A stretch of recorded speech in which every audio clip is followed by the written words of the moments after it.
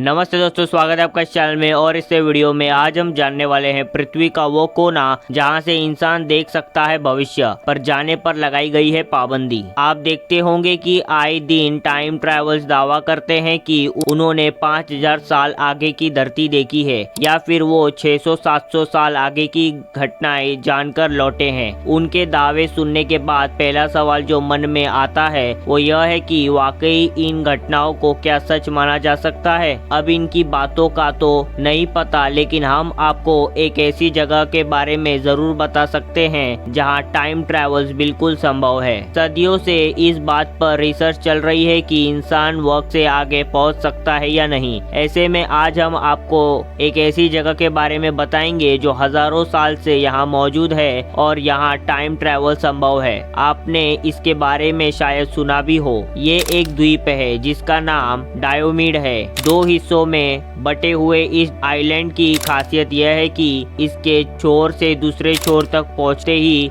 आप अतीत से भविष्य में पहुंच जाते हैं। यहाँ भविष्य में पहुंच जाते हैं लोग। डायोमीड आइलैंड दो हिस्सों में बटा है, बिग डायोमीड, लिटिल डायोमीड। इन दोनों के बीच दूरी सिर्फ मिली यानी 4.8 किलोमीटर की है, लेकिन ये सफर इतना महत्वपूर्ण है कि ये आपको फ्यूचर में पहुंचा देता है। प्रशांत महासागर से गुजरने वाली इंटरनेशनल डेट लाइन से बिग डायोमीड और लिटिल डायोमीड के बीच एक दिन का अंतर हो जाता है। इंटरनेशनल डेट लाइन एक ऐसी काल्पनिक रेखा है, उत्तरी ध्रुव से दक्षिणी ध्रुव तक जाती है। ये कैलेंडर के एक दिन और दूसरे दिन के बीच का बॉर्डर है। यही वजह है कि एक से दूसरी छोर तक जाने में कैलेंडर का दिन बदल जाता है और इंसान अतीत से भविष्य की सैर कर लेता है। दिलचस्प है इतिहास, क्योंकि यहाँ ठंड काफी है। ऐसे में सर्दियाँ आते ही दोनों द्वीप के बीच एक पुल बन जाता है और इनके बीच पैदल ही यात्रा की जा सकती है। मान लीजिए आप रविवार को एक छोर से चलते हैं तो दूसरे छोर तक पहुंचने में सोमवार की तारीख आ जाएगी। इसलिए बिग डायोमीड को टुमारो